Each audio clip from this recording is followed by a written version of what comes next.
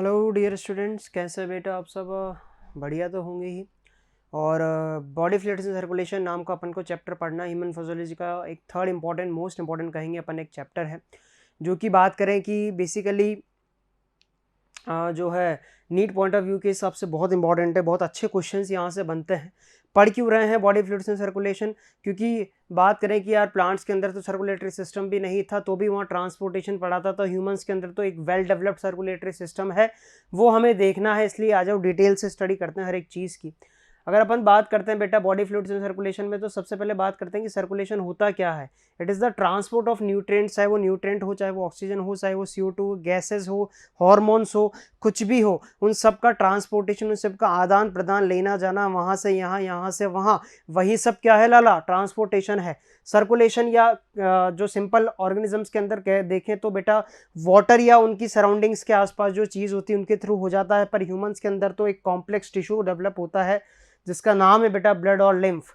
अगर अपन बात करें टाइप्स ऑफ सर्कुलेटरी सिस्टम्स की, तो दो तरह के होते हैं बेटा अपने सामने सर्कुलेटरी सिस्टम।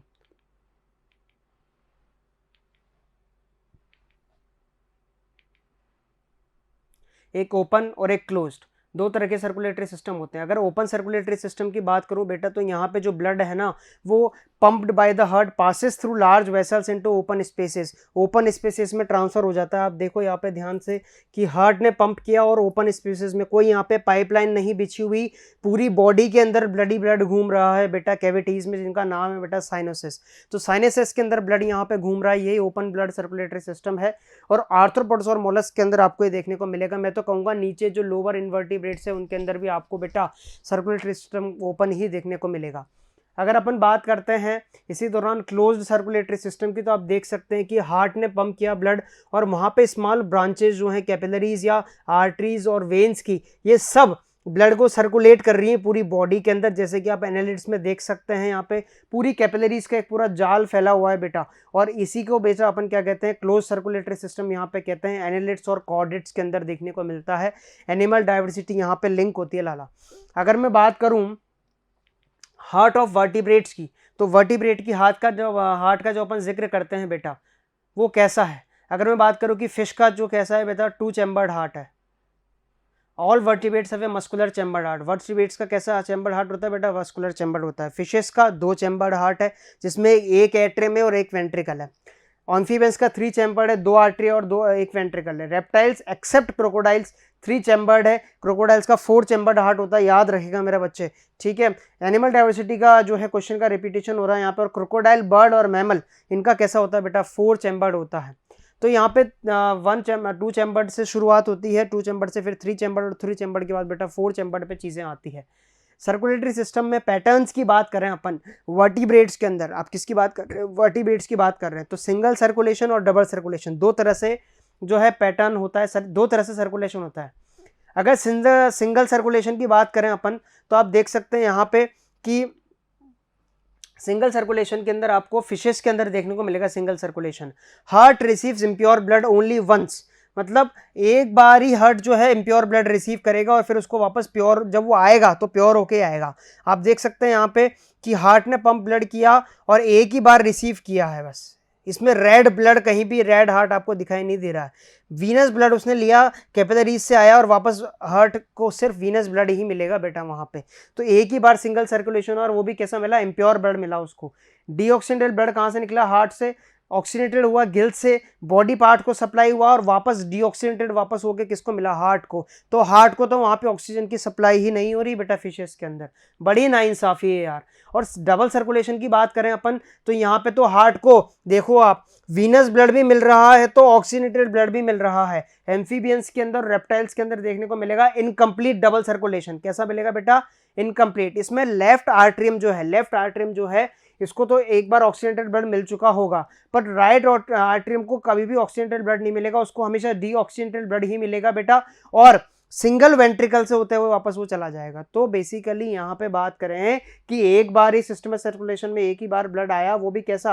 राइट हार्ट को तो सिर्फ ऑक्सीनेटेड, लेफ्ट को तो ऑक्सीनेटेड मिला ही नहीं, लेफ्ट ने तो डीऑक्सीनेटेड पंप किया और राइट पे ऑक्सीनेटेड आया और राइट ने फिर वो आगे पंप कर दिया। लेफ्ट को तो ऑक्सीजनेटेड ब्लड में यहाँ पे मिला ही नहीं। ये हुआ इनकम्प्लीट डबल सर्कुलेशन। अब एक प्रॉपर डबल सर्कुलेशन की अपन बात करते हैं बेटा, जो कि मैमल्स और मैमल्स के अंदर देखने को मिलता है। इसमें लेफ्ट आर्टरियम को ऑक्सीजनेटेड ब्लड मिलता है, फिर वो लेफ्ट वेंट्रिकल के पास जाता है, लेफ्ट वेंट्रिकल से निकल के आप देख सकते हैं कि वो कैपिलरीज में जाता है, ऑक्सीजन लेके आता है और ऑक्सीजन लेके वापस से राइट एट्रियम के पास, और फिर वापस से बेटा बात करें right atrium receives डीऑक्सीजन। Right atrium को आप देख सकते हैं यहाँ पे, ये देखो लेफ्ट को ऑक्सीजनेटेड मिला कैपिलरीज से आने के बाद, और बात करेंगे यहाँ पे लेफ्ट जो राइट है उसको डीऑक्सीजनेट मिला है। तो बेसिकली यहाँ पे क्या होता है कि सेपरेट सेपरेट ब्लड है और हार्ट पूरा अपना अपना जो है डबल सर्कुलेशन कर रहा है। ब्लड 2 बार पास हो रहा है हार्ट से, सिंगल सर्कुलेशन नहीं हो रहा, 2 बार पास हो रहा है हार्ट से बेटा। अगर अपन बात करें कि यार बेसिकली अब जो टॉपिक अपने सामने आता है वो आता है human circulatory system. Human circulatory system बड़ा इंटरेस्टिंग और कॉम्प्लेक्स तो है ही से, पर उसके साथ बड़ा सिंपल और इंटरेस्टिंग भी है। अगर मैं बात करूं ह्यूमन सर्कुलेटरी सिस्टम की, तो बेटा उसको 2 पार्ट में डिवाइड किया है, ब्लड वेस्कुलर सिस्टम में और लिम्फेटिक सिस्टम में। ब्लड वेस्कुलर सिस्टम की बात करूं तो उसमें हार्ट है, ब्लड है और ब्लड वेसल्स है। अगर सबसे पहले बारी बारी से बात करें हार्ट की, तो हार्ट तो अपन डिटेल में डिस्कस करेंगे सही बेटा। ब्लड में अपन देखें तो प्लाज्मा और फॉर्म्ड एलिमेंट्स, फिर फॉर्म्ड एलिमेंट्स में आरबीसी, डब्ल्यूबीसी और प्लेटलेट्स, फिर डब्ल्यूबीसी में ग्रेनुलोसाइट्स और ग्रेनुलोसाइट्स। ये पूरा जो ब्लड का टॉपिक है बेटा, ये अपन पढ़ते हैं एनिमल टिश्यू के अंदर। किसके अंदर पढ़ते हैं बेटा? एनिमल टिश्यू के अंदर। तो इस चैप्टर के अंदर अपन इस चीज को डिस्कस नहीं करेंगे, ये करेंगे अपन जब अपन पढ़ेंगे एनिमल टिश्यू, उसके अंदर ये चीज डिस्कस होने वाली है पूरे ब्लड की। और इसमें चैप्टर में अपन पढ़ेंगे बेटा हार्ट, ब्लड वेसल्स और लिम्फेटिक सिस्टम के बारे में। अब ब्लड वेसल्स की बात करें तो आर्टरीज, वेन्स और कैपिलरीज, और लिम्फेटिक सिस्टम की बात करें तो लिम्फ, लिम्फ वेसल्स और लिम्फ नोड्स। तो 3 कंपोनेंट अपन डिस्कस करने वाले इस चैप्टर के डिटेल में, हार्ट, ब्लड वेसल्स और लिम्फेटिक सिस्टम। ब्लड जो है पूरा बेटा कनेक्टिव टिश्यू के अंदर, अपन एनिमल टिश्यू के अंदर डिस्कस करेंगे। अगर अपन ब्लड की बात करते हैं तो बेटा आप देख सकते हैं यहाँ पे ये रेड ब्लड सेल्स हैं बेटा, अपनी बॉडी के अंदर काफ़ी फैली होती हैं। 2.0 माइक्रोमीटर्स की यहाँ पे इनका डायमीटर है बेटा, 7.5 माइक्रोमीटर्स की इनकी लेंथ है, याद रखेगा मेरा बच्चा। और शेप जो है बाइकॉनकेव शेप है बेटा। यहाँ पे शेप कैसा है? बाइकॉनकेव शेप है। आप देख सकते हैं कि हीमोग्लोबिन के एक मॉलिक्यूल ने 4 O2 के मॉलिक्यूल पकड़े हुए हैं, याद है ना यार बेटा? बिल्कुल याद है सर। और इस तरह से रेड ब्लड सेल्स आपको देखने को मिल रही हैं। अगर मैं बात करूं कि हीमोग्लोबिन का जो लेवल है नॉर्मल ब्लड के अंदर कितना होना चाहिए, तो बेटा होना चाहिए 12 से 16 ग्राम पर 100 ml। 100 ml ब्लड के अंदर 12 से 16 ग्राम हीमोग्लोबिन होता है। जब भी आप ब्लड टेस्ट रिपोर्ट देखेंगे उसके अंदर आपको नॉर्मल हीमोग्लोबिन रिपोर्ट देखने को मिलेगी। जो आरबीसीज डिस्ट्रॉय हो चुकी होती हैं वो स्प्लीन के अंदर, वहाँ पे ग्रेवयार्ड होता है उनका, वहाँ पे जाके वो अपने आप को क्या करती है बेटा? तोड़ देती है और वापस से हीमोग्लोबिन वहाँ पे मिल जाता है नए आरबीसीज को सिंथेसिस या यूज करने के लिए। अगर इसी दौरान मैं बात करूं बेटा अब सेकंड कंपोनेंट ब्लड वेसल्स की, तो ब्लड वेसल्स 3 तरह की होती है अपने सामने, आर्टरीज, वेन्स और कैपिलरीज। ये आर्टरीज है बेटा, इनका डायमीटर आप देख सकते हैं कि वेन्स से थोड़ा सा कम है। इनका डायमीटर जो है आर्टरीज का वेन्स से थोड़ा सा कम है। सर ऐसा क्यों? क्योंकि बेटा आर्टरीज को एक प्रॉपर ब्लड प्रेशर मेंटेन करना पड़ता है। ऑक्सीजनेटेड ब्लड लेके जाती है आर्टरीज, तो इनको एक प्रॉपर ब्लड प्रेशर मेंटेन करने के लिए अपना डायमीटर जो है इतना रखना पड़ता है। अगर चौड़ा हो जाएगा वेन्स की तरह तो ब्लड प्रेशर लो हो जाएगा बेटा, फिर हर एक ऑर्गन तक ब्लड नहीं पहुंच पाएगा। रीजन समझ में आया लाला? चल आगे बढ़ते हैं। कैपिलरीज की बात करते हैं तो बेटा फाइन ब्रांचिंग होती है और बेटा सरफेस एरिया बढ़ा देती है ट्रांसपोर्टेशन का। अगर ब्लड वेसल्स में सबसे पहले जिक्र करूं मैं आर्टरीज का, तो आप देख सकते हैं बेटा ये आर्टरीज की इनर लेयर है, ये मिडिल लेयर है बीच की, और ये आउटर लेयर है, और बीच में ल्यूमन आपको दिख रहा है, खाली स्पेस। पाइपलाइन है सिंपल और कुछ नहीं है पानी की, जिसकी मोटाई आप देख सकते हैं इस कदर है, और बीच में खाली स्पेस है जहां से पानी या ब्लड निकलने वाला है बेटा। यहाँ पे ब्लड निकलेगा, पानी निकलेगा लाला। ये आर्ट्रियोल कहलाता है बेटा, और आर्ट्रियोल बहुत सारे आर्ट्रियोल मिलके कैपिलरीज बनाते हैं, छोटी छोटी फाइन ब्रांचिंग, और वही कैपिलरीज ऑर्गन्स पे जाके कैपिलरीज बनती है बेटा, टिश्यूज पे जाके बनती है कैपिलरीज, और उन कैपिलरीज के अंदर ही टिश्यूज और ब्लड के अंदर ऑक्सीजन और CO2 का लेना देना होता है। तो जब ऑक्सीजन दे दी जाएगी और CO2 ले ली जाएगी तो बेटा वहां से जो वापस से कंस्टिट्यूट होकर निकलेगी वो कहलाने लग जाएगी वेन्स। समझ में आया कि नहीं? बिल्कुल समझ में आया। जब तक वो आर्टरीज टिश्यूज में नाके कैपिलरीज नहीं बना रही थी तब तक तो बेटा वो आर्टरीज ही थी, पर जब वापस टिश्यूज से बाहर निकली वही कैपिलरीज जो कंस्टिट्यूट होकर बना दी उन्होंने वेन्स बेटा, क्योंकि अब उनके अंदर आ चुका है डीऑक्सीजनेटेड ब्लड आ चुका है। आप देख सकते हैं कि वेन्स का डायमीटर तो बहुत ज्यादा है, प्लस इनके अंदर एक वॉल्व भी है बेटा। सर ये वॉल्व क्यों लगा हुआ है? क्योंकि बेटा सिंपल सी बात है, जब ब्लड भाई वेन्स जो है वो डीऑक्सीनेटेड ब्लड लेके जा रही हैं, भगवान ना करे कि ऐसा हो जाए कि वो ब्लड का मन बदल जाए और वापस लौट के आना शुरू हो जाए, गड़बड़ हो जाएगी, संकट पैदा हो जाएगा। लाला संकट पैदा नहीं करना, इसीलिए वॉल्व लगा दिए कि जाने का रास्ता तो है पर वापस बॉडी के अंदर आने का रास्ता नहीं। एक बार टिश्यूज से बाहर निकल गया ना लाला, तो अब बाहर ही रहना तू। वापस डीऑक्सीनेटेड ब्लड लाके हमें नुकसान करना है क्या टिश्यू का? हमें तो उसे कंटिन्यूस क्या पहुंचाना है? ऑक्सीजनेटेड ब्लड पहुंचाना है। समझ में आया कि नहीं? बिल्कुल समझ में आया, इसलिए वॉल्व लगे हुए हैं बेटा।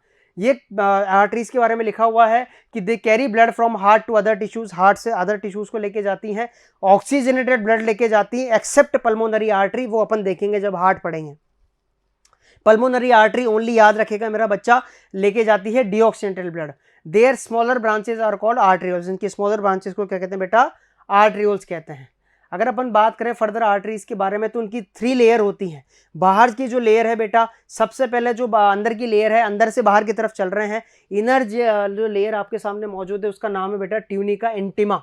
स्क्वेमस एंडोथीलियम है, स्क्वेमस की बनी होती है, और एंडोथीलियम इसका नाम है, इनर लेयर है।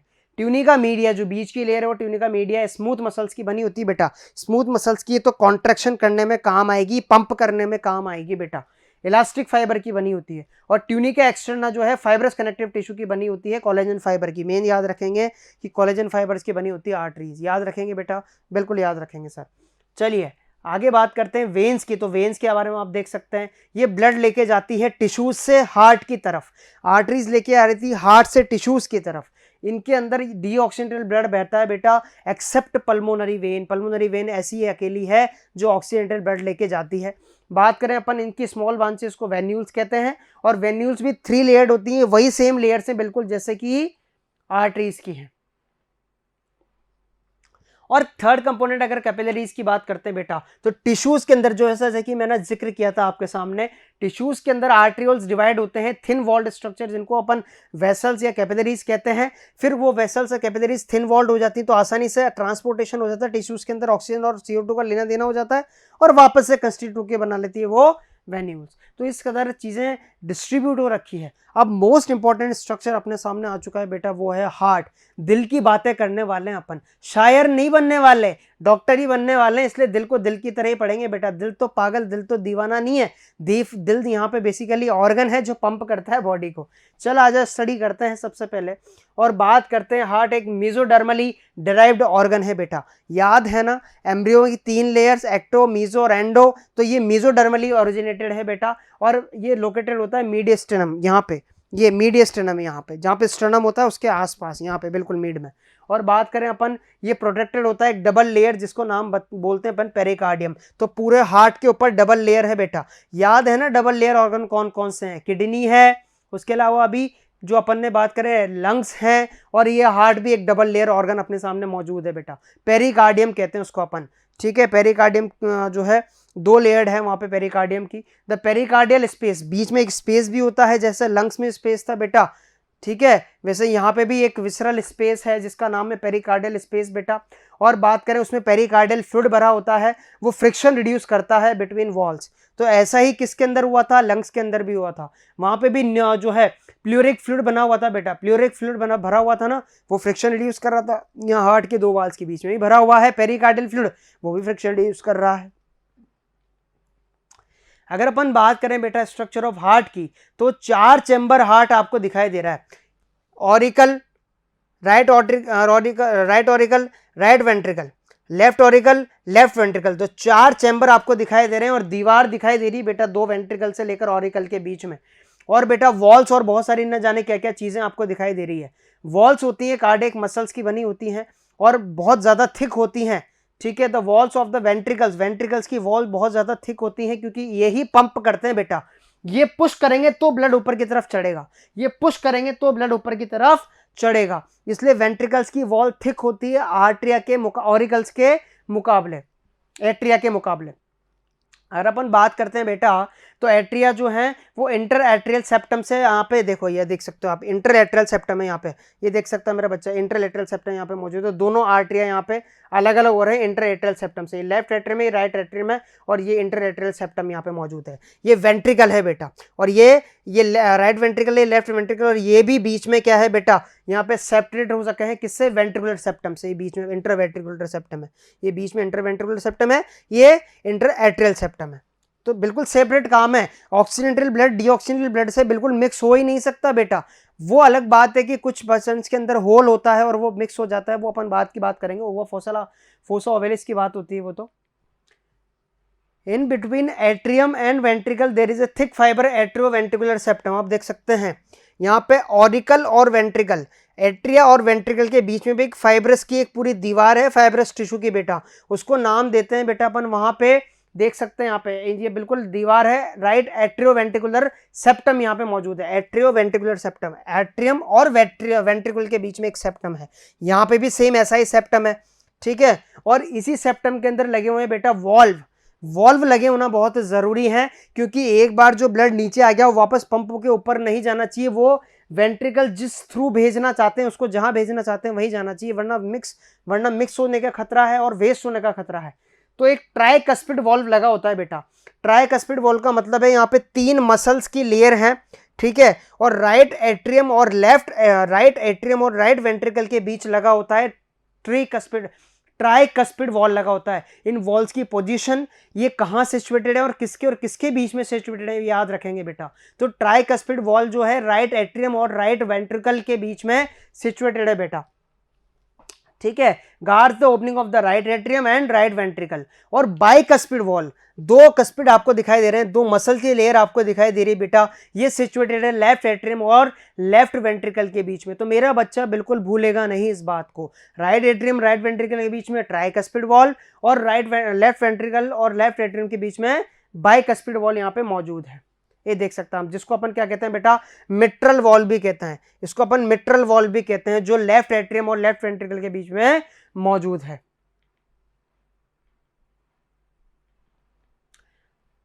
ये वॉल जो है ये ब्लड का डायरेक्शन ओनली एक आर्टरिया से वेंट्रिकल की तरफ ही निर्धारित करते हैं। एक बार आर्टरिया से वेंट्रिकल में ब्लड आ गया तो वापस नहीं जाएगा, वॉल बंद कर देंगे, खट खट खट खट खट, सारे दरवाजे बंद, सब दरवाजे कर दो बंद, देखो देखो आए चोर। अब यहाँ पे बेसिकली जब ब्लड आ चुका है ना, तो वापस ब्लड को कहाँ जा रहे हो भैया, वॉल तो बंद है, अब तो आपको इसी के थ्रू बाहर लंग्स में जाना पड़ेगा, क्योंकि राइट एट्रियम में आता है डीऑक्सीजनेटेड ब्लड ऊपर से और नीचे से भी, और आने के बाद बेटा वो डीऑक्सीजनेटेड ब्लड कहाँ जाता है, लंग्स में जाता है। तो वो डीऑक्सीजनेटेड ब्लड वापस ऑर्गन्स में ना जाए, इसलिए वॉल्व लगा दिए एट्रियम और वेंट्रिकल के बीच में। जैसे वेंट्रिकल पुश करेगा उस ब्लड को तो ब्लड ऊपर भी जा सकता है, इसलिए ऊपर ना जाए, इसलिए यहाँ पे वॉल्व लगा दिए। अब ये यहाँ पे एक वॉल्व और लगा हुआ है बेटा, the openings of right and left ventricles into pulmonary artery and आउटर respectively are provided with the semilunar valve. ये देखो आप, सेमीलूनर वॉल्व यहाँ पे लगे हुए हैं, ये सेमीलूनर वॉल्व भी लगे हुए हैं। क्यों लगे हुए हैं, ताकि एक बार वेंट्रिकल जो ब्लड पुश कर दे लंग्स की तरफ तो वो लौट के वापस ना आए, पूरा ब्लड लंग्स में चला जाए, ताकि पूरा ब्लड अच्छे से एफिशिएंटली क्या हो जाए बेटा, ऑक्सीजनेटेड हो जाए। तो ये अपन को ध्यान रखना है कि वॉल्स कहाँ पे और किस पोजीशन पे लगे हुए हैं। Tricuspid right atrium right ventricle के बीच में, बाइकस्पिड जिसको मिट्रल वॉल्व भी कहते हैं वो लगे हुए हैं लेफ्ट एट्रियम लेफ्ट वेंट्रिकल के बीच में। और बात करें कि यहाँ पे जो है सेमीलूनर वाल्व लगे हुए हैं, कहाँ पे बेटा, सेमीलूनर वाल्व लगे हुए हैं आपको जो लंग्स की तरफ जा रही है आर्टरी, पल्मोनरी आर्टरी की बात हो रही है यहाँ पे, उसके बीच में वहां पे लगे हुए हैं। अगर कंडक्टिंग सिस्टम की बात करते हैं तो ह्यूमन हार्ट जो है बेटा मायोजेनिक है। मायोजेनिक का मतलब होता है कि मसल्स के थ्रू काम करेगा, यहाँ पे मसल्स ही जनरेट करती हैं इम्पल्स, ताकि इम्पल्स जनरेट करेंगी तो वो बेटा ऊपर की तरफ ब्लड पंप हो जाएगा। बात करें कि normal activities of heart are auto regulated by nodal tissues, यहाँ पे जो मसल्स के अंदर टिश्यूज लोकेटेड है बेटा, वही हार्ट की रेगुलेटरी एक्टिविटी को मतलब जो है रेगुलेट करते रहते हैं। अब पंप करना है तो बाहर चली जाएगी, अब पंप करा तो नीचे आ जाएगा, ये सब कौन करता है, ये हार्ट के अंदर ही मस्कुलर टिश्यूज लोकेटेड हैं, वही करते रहते हैं, इसलिए हार्ट क्या है बेटा, मायोजेनिक है। वहाँ पे साइनोआर्टरियल नोड है, वहाँ पे it consist of 2 nodes present है वहाँ पे, जिसको अपन साइनस नोड भी कहते हैं, साइनोआर्टरियल नोड। ये बेटा राइट एट्रियम के जस्ट ऊपर प्रेजेंट होता है, corner of the right atrium, आप देख सकते हैं यहाँ पे कॉर्नर पे प्रेजेंट है राइट एट्रियम के। और ये क्या करेगा, ये बेटा बहुत कुछ रिजनरेट कर रहा है, ये आर्ट्रियम को कंट्रोल कर रहा है, ये राइट ऑरिकल और लेफ्ट ऑरिकल दोनों को कंट्रोल कर रहा है बेटा। ये जनरेट कर रहा है, पंपिंग करवा रहा है, पंपिंग करवा रहा है। अरे समझ में आ रहा है, पंपिंग करवा रहा है। और ये एवी नोड है बेटा, एट्रोवेंट्रिकुलर नोड है, ऑरिकल और वेंट्रिकल के बीच में मौजूद है। और ये एवी नोड क्या करेगा बेटा, ये lower left corner of the right atrium में है, क्लोज टू एट्रोवेंट्रिकुलर सेप्टम है। बात करें अपन कि जो एवियन है, जो ये एवियन है, ठीक है, जो एवी नोड था बेटा, ये जो है bundle of fibrous atrioventricular bundle, AV bundle है। और ये एट्रोवेंट्रिकुलर सेप्टा से निकलता है, divide into right and left branches, right और लेफ्ट ब्रांचेस में डिवाइड हो जाता है। आप देख सकते हैं यहाँ पे, ये देखिए राइट और लेफ्ट ब्रांचेस में डिवाइड हो चुका है पूरा, यहाँ से यहाँ तक पूरा फैला हुआ है परकेंजी फाइबर्स के रूप में बेटा, ठीक है। और बात करें कि अपन each branch passes through the ventricular walls of its side, आप देख सकते हैं कि हर एक जो ब्रांच है ना, वो हर एक ब्रांच जो है बेटा वो वेंट्रिकल से पास हो रही है। तो यहाँ पे साइनोवेंट्रिकुलर नोड था, फिर ये एवी नोड आया और एवी नोड से अलग अलग ब्रांचेस निकली जो दोनों वेंट्रिकल्स में जा रही हैं और उसकी वॉल्स के आसपास पूरी लोकेटेड है। In the ventricular wall it breaks up into minute fibres, इनको परकेंजी फाइबर्स कहते हैं बेटा। ये बारीक बारीक फाइबर जो साइड में निकल रहे हैं इनको परकेंजी फाइबर्स कहते हैं बेटा। अलॉन्ग विद द बंडल और known as bundle of His, आप देख सकते हैं यहाँ पे बंडल ऑफ हिस मौजूद है, अलग अलग बंडल मौजूद है यहाँ पे जिसको बंडल ऑफ हिस कहा जाता है बेटा। तो सबसे पहली बात कि ऐसे नोड से फाइबर्स निकले, एवी नोड को कंट्रोल किया और एवी नोड से निकल के जो फाइबर्स निकले परकेंजी फाइबर्स दोनों वेंट्रिकल्स में चले गए और वहां पे बंडल ऑफ हिस बना के कंट्रोल करने लगे हैं कॉन्ट्रैक्शन को, पंपिंग को कंट्रोल करने लगे हैं बेटा। आप देख सकते हैं इस तरीके से साइनो एट्रियल नोड ने संदेश दिया एवी नोड को और एवी नोड से पूरा बेटा नीचे की वेंट्रिकल्स को, ऑरिकल्स को नहीं गया, ऑरिकल्स थोड़ी ना पंप करते हैं, पंप करता है बेटा वेंट्रिकल। तो वेंट्रिकल में ही मसल लेयर है वो पंप करती है, तो देख सकते हैं डायरेक्ट वेंट्रिकल ऊपर तक चला जाता है, इसलिए अच्छे से पंप होता है। Nodal tissues generate action potential without any external stimuli, कोई नर्वस टिश्यू से एक्सटर्नल नहीं मिलता, यही काम करता है, यही पंप करवाता है एवी नोड को संदेश भेज के कि पंप करो, तो खड़क से पंप कर देता है। और ऑटो एक्साइटेबल नोड है। Sen, sinoatrial node initiates and maintains contraction of heart by generating action potential 70 to 75, 70 से 75 पर मिनट के अंदर एक्शन पोटेंशियल जनरेट होता है और इसी को बेटा पेस मेकर कहा जाता है। तो जब किसी को पेस मेकर खराब हो जाता है तो इसका मतलब उसका साइनोएट्रियल नोड खराब हो गया है बेटा, और साइनोएट्रियल नोड खराब हो गया तो पेस मेकर फिर डाला जाता है वहां पे पंपिंग के लिए। उसका जो हार्ट है उसने पंप करना बंद कर दिया है इस नोड के खराब होने की वजह से। Pacemaker most important question कहा जाता है बेटा साइनोएट्रियल नोड को। पेस मेकर किसको कहा जाता है? SAN, साइनोएट्रियल नोड को कहा जाता है। अगर अपन बात करें हार्ट की बेटा, तो हार्ट जो है उसके अंदर 3 फेजेस के अंदर ब्लड पंप होता है। पहला है जॉइंट डायस्टोल, दूसरा है एट्रियल सिस्टोल, तीसरा है वेंट्रिकुलर सिस्टोल। तो बारी बारी से ब्लड पंप होता है। ब्लड पंप होने की जो गतिविधियां हैं वो 3 स्टेप के अंदर होती है, इस कदर आपके सामने लिखी हुई है।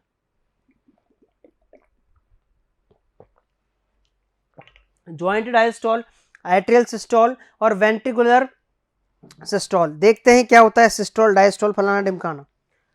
शुरुआत करते हैं सबसे पहले बेटा कार्डियक साइकिल से, उसके अंदर सारी चीजें हो जाएंगी। सबसे पहले होता है जॉइंट डायस्टोल। ब्लड कैसे पंप होता है वो देखने जा रहे हैं अपन। सबसे पहले all chambers of heart are in relax state, सारे के सारे चैम्बर इस स्टेट के अंदर जॉइंट डायस्टोल के अंदर। सबसे ज्यादा इंपॉर्टेंट पूछे जाते हैं क्वेश्चन यहाँ से, मतलब इस पूरे कार्डियक साइकिल से, इसलिए आपको याद रखना है और बहुत ध्यान से पढ़ना है मेरा बच्चा, बिल्कुल सब एक एक चीज ध्यान से देखेगा। जॉइंट डायस्टोल की बात करें तो इस फेज के अंदर अभी सब रिलैक्स ने बेटा, आराम फरमा रहे हैं सारे के सारे चैम्बर, बिल्कुल सारे के सारे चैम्बर आराम फरमा रहे हैं, ना ऑरिकल ना वेंट्रिकल कोई पंप नहीं कर रहा, सब आराम फरमा रहे हैं। हालांकि सेकंड की बात है पॉइंट्स की, पर आराम फरमा रहे हैं। When the tricuspid and bicuspid valves are open, आप देख सकते हैं यहाँ पे, ये तो है ट्राइकस्पिड वॉल यहाँ पे और ये है बाइकस्पिड वॉल। तो बाइकस्पिड वॉल और ट्राइकस्पिड वॉल ओपन हो गए एक साथ खटाक लगा से दोनों ऑरिकल्स के। तो अब इधर से तो आया डीऑक्सीजनेटेड ब्लड, ऑरिकल से निकल के कहाँ आया बेटा? Blood from pulmonary vein and vena cava flows into left and right ventricles. Pulmonary vein से तो आया लेफ्ट ऑरिकल में, पल्मोनरी वेन से तो आया लेफ्ट ऑरिकल में, और जो डीऑक्सीजनेटेड ब्लड है वो पूरा ऊपर के बॉडी पार्ट और नीचे बॉडी पार्ट से कहाँ आया बेटा? ऑरिकल में, राइट ऑरिकल के अंदर आया। वो किसके अंदर आया? राइट ऑरिकल के अंदर। इसको बोला अपन ने जॉइंट डायस्टोल। अभी जॉइंट मतलब दोनों वेंट्रिकल, दोनों ऑरिकल जो है रिलैक्स स्टेट में है, वॉल्व खुल चुके हैं, खटखट लगा से दोनों वॉल्व एक साथ खुले। उधर से ऑक्सीजनेटेड ब्लड ऑरिकल में आया, इधर से डीऑक्सीजनेटेड ब्लड ऑरिकल में आया है। ठीक है। और ऑरिकल में आने के बाद, वो ऑरिकल में आने के बाद कहाँ घुस चुका है, वेंट्रिकल्स में, इधर भी और इधर भी वो वेंट्रिकल में घुस चुका है। पर फर्क इतना है कि लेफ्ट वेंट्रिकल में घुसा है डीऑक्सीजेनेटेड ब्लड और राइट वेंट्रिकल में घुसा हुआ है बेटा डीऑक्सीजेनेटेड ब्लड। अब क्या हुआ बेटा, semilunar valve are closed at this stage. अभी सेमी लूनर वॉल्व क्लोज्ड है, ये सेमी लूनर वॉल्व भी क्लोज्ड है और ये भी सेमी लूनर वॉल्व भी क्लोज्ड है। अभी ये बिल्कुल भी खुले हुए नहीं है। अब क्या होगा, सेकंड स्टेप आती है बेटा वहां पे आर्ट्रियल सिस्टोल। आर्ट्रियल सिस्टोल के अंदर क्या होगा, जो सेन है, जो ऐसे नोड है, वो ऐसे नोड जनरेट करेगा एक्शन पोटेंशियल और स्टिमुलेट करेगा आर्ट्रिया को कॉन्ट्रेक्शन के लिए। जैसे ही आर्ट्रियल सिस्टोल होगा तो इंक्रीज हो जाएगा ब्लड का फ्लो इन वेंट्रिकल्स अबाउट 30%। अब थोड़ा बचा कुचा ब्लड फिर भी रह गया ना, तो आर्ट्रियल सिस्टोल करा दिया उसने। आर्ट्रियल सिस्टोल करते आर्ट्रिया का जितना भी ब्लड था वो सब वेंट्रिकल के अंदर पूरा खाली हो गया, पूरा वेंट्रिकल भर चुका है और अभी भी सेमी लूनर वॉल्व क्लोज्ड है बेटा।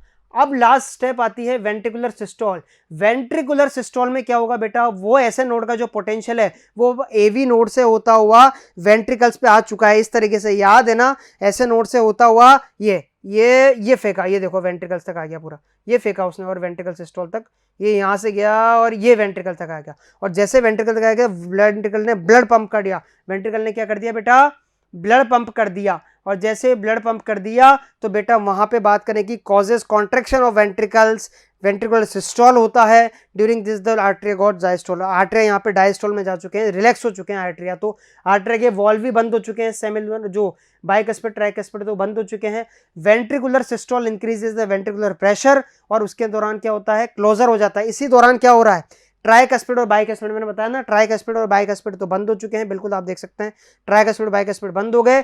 वेंट्रिकल्स ने पंप करा और जैसे वेंट्रिकल ने पंप करा बेटा सेमी लूनर वॉल्व ओपन हो गए। सो डीऑक्सीजेनेटेड ब्लड तो कहां चला गया, पल्मोनरी आर्टरी में चला गया। और बात करें जो ऑक्सीजेनेटेड ब्लड था वो कहां चला गया बेटा, enters the outta from left ventricle. और वो लेफ्ट वेंट्रिकल से निकल के आउटा मतलब ये जो यहाँ पे कैरोटिड आर्टरीज हैं और आउटा है बेटा, यहाँ पे चला गया ताकि बॉडी को मिल जाएगा वो। तो बात करें कि इस तरीके से यहाँ पे पूरी कार्डियक साइकिल रन हो रही है। वेंट्रिकल्स अब रिलैक्स हो चुके हैं वापस से, वेंट्रिकल डायस्टोल हो चुका है, वेंट्रिकल का प्रेशर खत्म हो चुका है, सेमी लूनर वॉल्व से क्लोज्ड हो गए हैं, बैक फ्लो ऑफ ब्लड जो है नहीं होगा वेंट्रिकल्स के अंदर और वापस से ट्राइकस्पिड और बाइकस्पिड वॉल्व जो है वो ओपन हो चुके हैं। आप देख सकते हैं इस तरह से साइकिल चलेगी। आर्टरियल सिस्टोल होगा, आर्टरियल, और अभी तो सब रिलैक्स हैं। फिर पहले तो वेंट्रिकुलर डायस्टोल, सब सब सब रिलैक्स हैं, अभी तो सब रिलैक्स हैं। और उसके बाद फिर वेंट्रिकुलर आर्टरियल सिस्टोल होगा, आर्टरियल फिर कॉन्ट्रैक्ट करेंगे, पूरा ब्लड खाली हो जाएगा, तब तक सारे वॉल्व बंद। ठीक है, सिर्फ सेमी लूनर वॉल्व बंद में ट्राइकस्पिड बाइकस्पिड खुले रहेंगे। और जैसे ही वेंट्रिकुलर डायस्टोल होगा बेटा तो सेमी लूनर वॉल्व खुल जाएंगे और पूरे ट्राइकस्पिड बाइकस्पिड बंद हो जाएंगे ताकि बैक फ्लो ब्लड नहीं होगा आर्टरी के अंदर। ऑक्सीजन रेट चला जाएगा बॉडी के अंदर, डीऑक्सीजन चला जाएगा बेटा लंग्स की तरफ और उसके बाद वापस से वेंट्रिकुलर डायस्टोल हो जाएगा, वेंट्रिकुलर रिलैक्स हो जाएंगे ताकि वापस से ब्लड अंदर उनके आ सके। इस तरह से कार्डियक साइकिल यहाँ पे चलेगी। वेंट्रिकल्स और आर्टरिया जो हैं वापस से जॉइंट डायस्टोल के अंदर जाएंगे और वापस से वो साइकिल रिपीट हो जाएगी, उसको कार्डियक साइकिल कहते हैं बेटा। तो एक कार्डियक साइकिल में 3 step, arterial systole, ventricular systole और फिर डायस्टोल, एक जॉइंट डायस्टोल जिसको अपन कहते हैं। Cardiac cycle is completed in 0.8 second, 0.8 second के अंदर ही सारी चीज हो जाती है और पढ़ने में इतना टाइम लग गया। तो वहां पे जितना रिलैक्स कर रहा है ना वो रिलैक्स हो रहा है, इतना टाइम रिलैक्स होने में लेते नहीं, वो रिलैक्स हो तो आप रिलैक्स हो जाओगे बेटा। एक हार्ट बीट के अंदर एक साइकिल चलती है। So number of normal heart beat कितनी होती है बेटा, 70 से लेकर 75 टाइम्स पर मिनट। आमतौर पे एवरेज जो निकल के आता है वो आता है निकल के 72 per minute, 72 heart beat per minute के अंदर होती है एक नॉर्मल ह्यूमन के अंदर। बुखार के दौरान हार्ट बीट बढ़ जाती है, फीवर के दौरान या एक्सरसाइज करते वक्त हार्ट बीट बढ़ जाती है बेटा, 80 से 85 भी चली जाती है। Stroke volume and cardiac output. Stroke volume क्या होती है, volume of blood pumped out by each ventricle during a cardiac cycle. Her ventricle के द्वारा जो पंप किया गया है, चाहे वो डीऑक्सीजनेटेड हो चाहे वो ऑक्सीजनेटेड हो, उसको बेटा कितना कहते हैं अपन, स्ट्रोक वॉल्यूम कहते हैं, क्योंकि स्ट्रोक पुश किया है तो फिर वो गया है। 70 ml उसका जो है काउंट होता है, याद रखेगा मेरा बच्चा। कार्डियक आउटपुट याद रखेगा, volume of blood pumped out by each ventricle per minute. हर एक वेंट्रिकल से जो ब्लड पंप होता है वो होता है stroke volume into heart rate, क्योंकि एक बार में 70 ml और जितनी बार बेटा बात करें हार्ट बीट चलेगी उतना पर मिनट चलती है ना हार्ट बीट, तो 70 से 72, तो बेटा 5000 ml 5 लीटर ब्लड 1 मिनट के अंदर पंप करता है अपना हार्ट। कितनी बढ़िया कैपेसिटी है यार। और अपन जंक फूड खा खा के उस हार्ट की ऐसी तैसी कर देते हैं। तो अपन को बहुत ध्यान रखना है बेटा।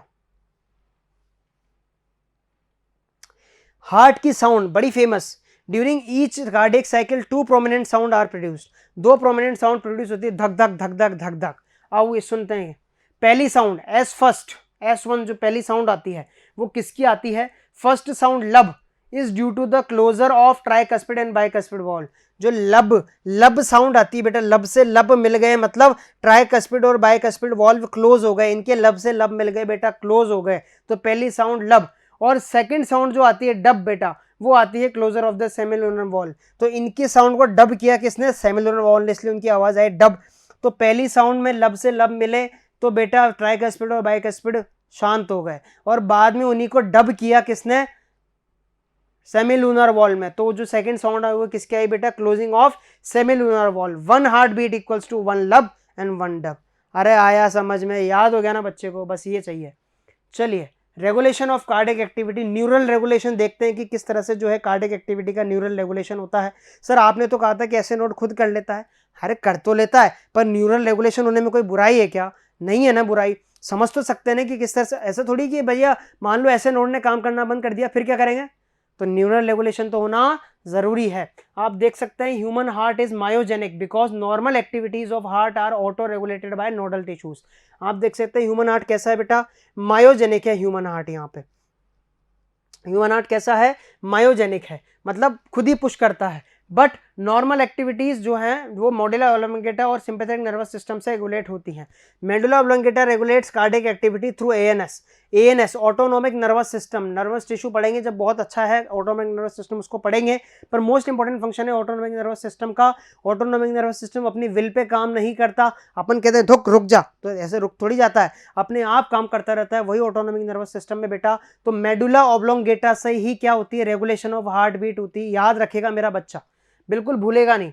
और सिंपैथेटिक नर्वस सिस्टम, एसएनएस की बात हो रही है यहाँ पे। एएनएस के 2 कंपोनेंट होते हैं, पीएसएनएस पैरासिम्पैथेटिक नर्वस सिस्टम और सिंपैथेटिक नर्वस सिस्टम। तो यहाँ पे सिंपैथेटिक नर्वस सिस्टम जो है बेटा वो हार्ट रेट को इंक्रीज करना और the strength of ventricular contraction को इंक्रीज करना और कार्डियक आउटपुट को इंक्रीज करना।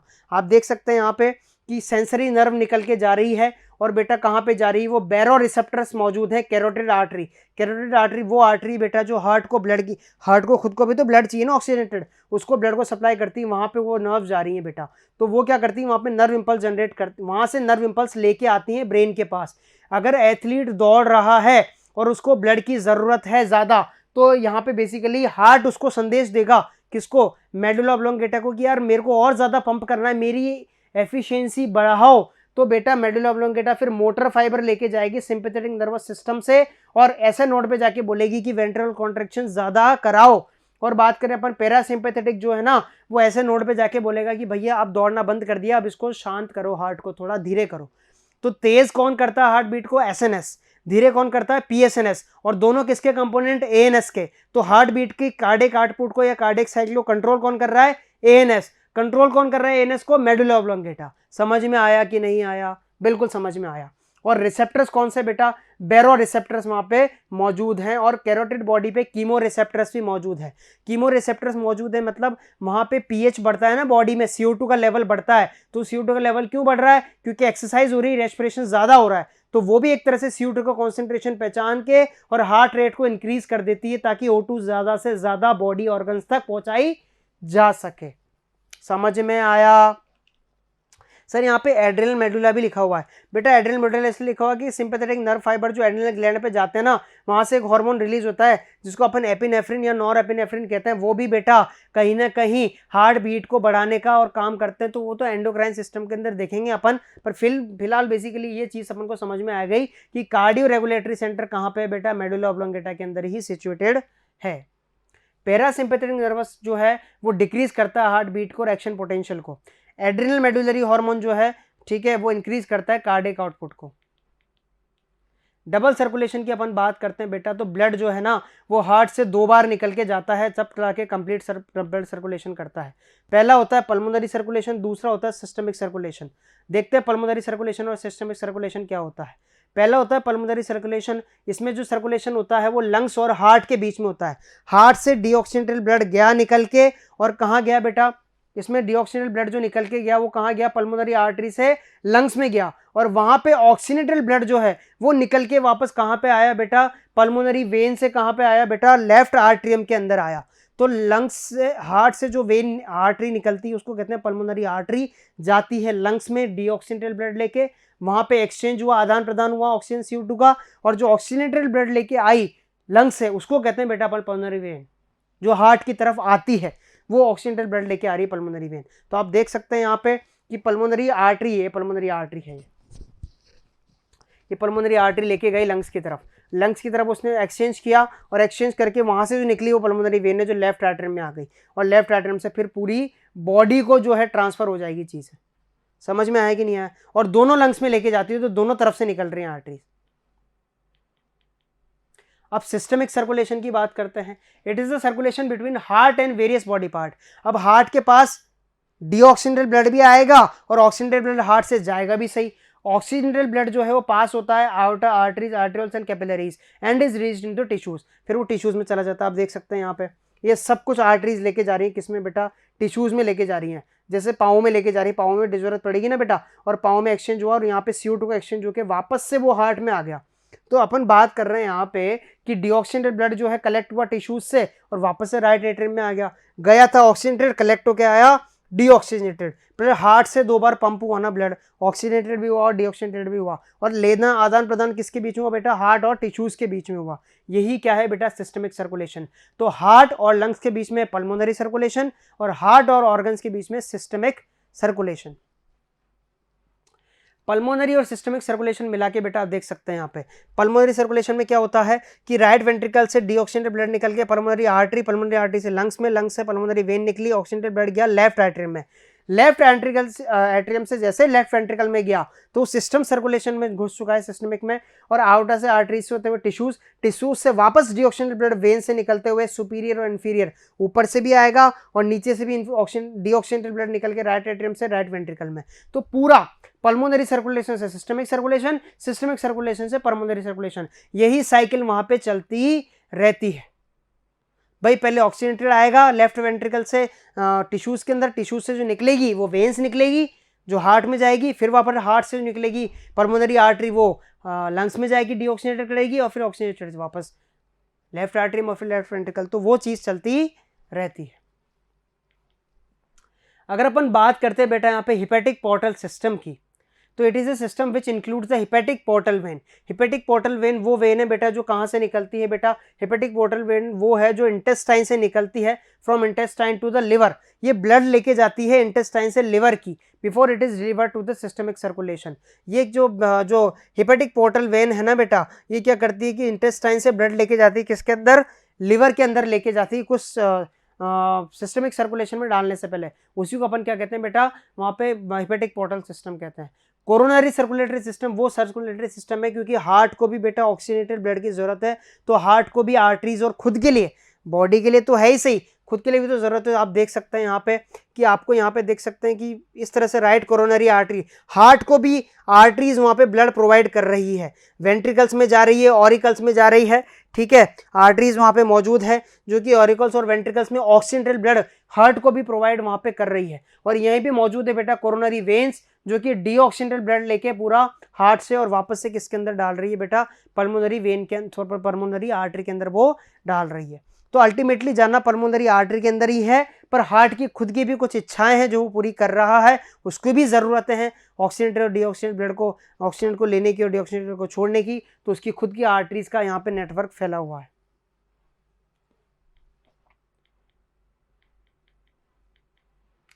अब सेकंड नंबर पे बात करते हैं लिम्फेटिक सिस्टम की। इसके अंदर लिम्फ आती है, लिम्फ वेसल्स और लिम्फ नोड्स आते हैं बेटा। As the blood passes through the capillaries in tissues some water and soluble substances are filtered out. जैसे ब्लड कैपिलरीज में से बहना शुरू करता है उसमें से कुछ पानी और कुछ अदर सब्सटेंसेस जो है उसमें से अलग हो जाते हैं बेटा, और out from plasma to the intercellular spaces, मतलब टिश्यूज के बीच में आना शुरू कर देते हैं बेटा। और यहीं पे बेसिकली क्या करें, यहीं पे लिम्फेटिक सिस्टम रन होना शुरू होता है बेटा। आप देख सकते हैं exchange of nutrients, gases between the blood and the cells, ये सब इस टिश्यूज के थ्रू होते हैं, लिम्फेटिक टिश्यूज के थ्रू होते हैं बेटा। Some tissue fluid enters lymphatic system and and the tissue fluid in them is called lymph. अब कुछ टिश्यूज जो है ना वो लिम्फेटिक टिश्यूज के अंदर घुसना शुरू कर देते हैं बेटा, और उसके अंदर जो फ्लूइड बह रहा होता है उसका नाम होता है लिम्फ, और lymph drains back to the major veins. Lymph पूरा एक्सक्रीटरी मेटेरियल जो बॉडी का है ना, चाहे वो वेस्ट प्रोडक्ट हो चाहे कुछ भी हो, वो सब लेके कहाँ पहुंचता है बेटा, वेन्स में पहुंचता है। तो लिम्फ एक तरह से middle man of the body भी कहा जाता है ब्लड और टिश्यूज के बीच में। ब्लड और टिश्यू के बीच में जो वेस्ट प्रोडक्ट लेके जा रहा है वही क्या है बेटा, मिडिल मैन है, लिम्फेटिक सिस्टम है। It carries plasma protein synthesized in liver to the blood. ये जो प्रोटीन सिंथेसाइज होते हैं लिवर में उसको ब्लड तक लेके जाता है, तो ब्लड और टिश्यूज के बीच में कार्य कर रहा है ये। ट्रांसपोर्ट डाइजेस्टेड फैट्स को ट्रांसपोर्ट करता है लैक्टेल वेसल्स के थ्रू, ठीक है। तो लैक्टेल वेसल भी किसका पार्ट है, लिम्फेटिक सिस्टम का पार्ट है। फिल्ट्रेशन करता है बैक्टीरिया और फॉरेन पार्टिकल्स का ब्लड में से, और जो लिम्फ नोड्स है उसके अंदर प्रोड्यूस होते हैं WBCs। पढ़ेंगे अपन एनिमल टिश्यू के अंदर लिम्फ नोड्स के अंदर WBCs प्रोड्यूस होती हैं बेटा, और वो WBCs क्या काम कर रही हैं, वो WBCs काम कर रही हैं बैक्टीरिया और इन सब चीज़ों से बचाने का, किसको, बॉडी को, ताकि बैक्टीरिया अगर हो बॉडी में तो पहले ही वो फिल्टर आउट हो जाए। आपके सामने हॉस्पिटल में जो गए होंगे बेटा ECG, ये जो लाइनें आती हैं यहाँ पे, ये मोस्ट इंपॉर्टेंट क्वेश्चन बनाती है अपने। It is an instrument use to obtain electrocardiogram. It is a graphical representation of the electrical activity of the heart during cardiac cycle. ऐसे मतलब ऊपर जा रहा है नीचे जा रहा है, ऊपर जा रहा है नीचे जा रहा है, ये है क्या, ये कार्डियक साइकिल का ग्राफिक रिप्रेजेंटेशन है साधारण भाषा में बेटा। To get an ECG a patient is connected to the machine with 3 electrical leads. 3 electrical lead से उसको कनेक्ट किया जाता है, किसको, पेशेंट को। 3 इलेक्ट्रिकल लीड से कनेक्ट किया गया पेशेंट को। यहाँ पे एक टांग में लगाइए, 2 हार्ट पे लगाइए, 2 अपन ने बेटा चेस्ट पे लगाई है, ठीक है। 1 to the each wrist and to the left ankle. आप देख सकते हैं एक wrist पे है और लेफ्ट एंकल पे है। That monitor heart activity for a detailed evaluation of heart function multiple leads are attached. बहुत सारी लीड्स भी अटैच वहां पे की जा सकती है। An ECG consist of the following waves. पूछा गया वो क्वेश्चन है, ध्यान से पढ़ेगा मेरा बच्चा। पहली आती है P wave, represent the excitation of atria which causes atrial systole.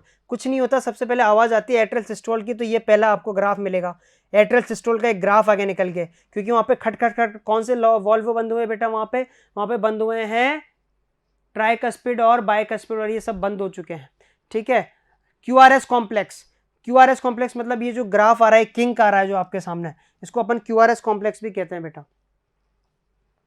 QRS complex represents depolarization of ventricles. Depolarization मतलब यहाँ पे वेंट्रिकल्स क्या हो चुके हैं बेटा, रिलैक्स हो चुके हैं अभी, ठीक है, डीपोलराइज्ड हो चुके हैं, रिलैक्स हो चुके हैं। और बात करें अपन वेंट्रिकुलर सिस्टोल, वहां पे हुआ है, वेंट्रिकल कॉन्ट्रैक्ट हुआ है।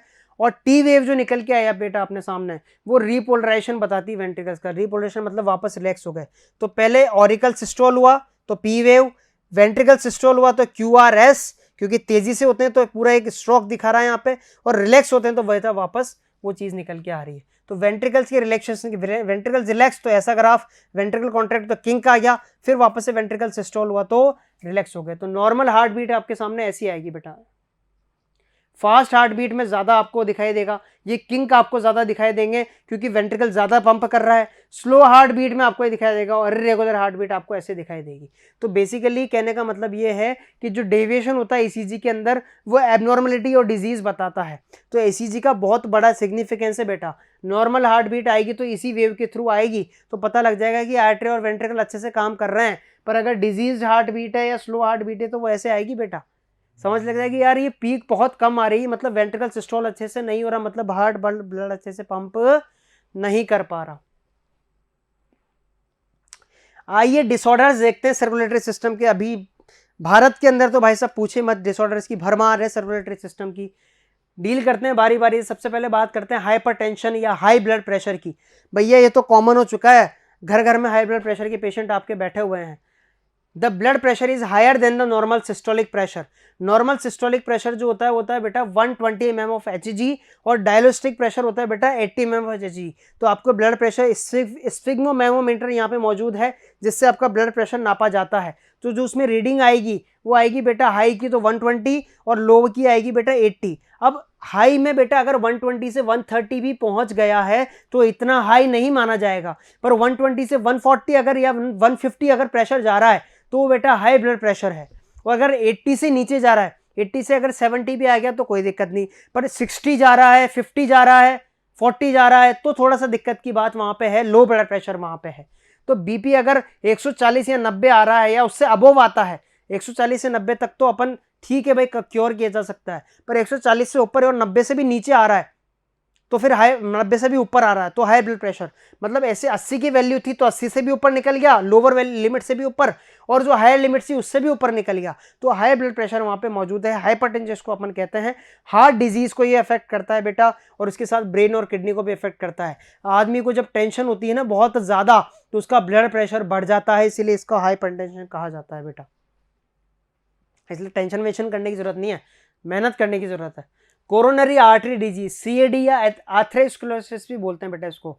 एथेरोस्क्लेरोसिस में क्या होता है बेटा, कैल्शियम, फैट, कोलेस्ट्रॉल और फाइब्रस टिश्यू का डिपोजिशन हो जाता है। खाते रहें, ठूसते रहें और एक्सरसाइज ना करें तो बेटा ऐसा होगा कि कोलेस्ट्रॉल जम जाएगा आर्टरीज के अंदर। अब जो गलियारे ब्लड ले जाने के काम आ रहे थे वो गलियारे अब ब्लॉक हो चुके हैं, तो ब्लड जाएगा कहाँ, अब ब्लड नहीं जाएगा। तो आप देख सकते हैं, ये देख सकते हैं नॉर्मल आर्टरी है, अब यहाँ पे कोलेस्ट्रॉल जम गया तो ब्लड को निकलने के लिए तो जगह ही नहीं बची, जगह नहीं बचेगी तो बेटा सीने में दर्द होने लगेगा, क्योंकि पंप तो कर रहा है वेंट्रिकल पर ब्लड नहीं निकल पा रहा, तो दर्द होने लगेगा, दर्द होने लगेगा तो बेटा अटैक आ जाएगा, कोरोनरी आर्टरी डिजीज हो जाएगी, एथेरोस्क्लेरोसिस हो जाएगा बेटा, और it makes the lumen of the arteries narrower and thereby affect the blood supply, blood proper नहीं पहुंच पाएगा।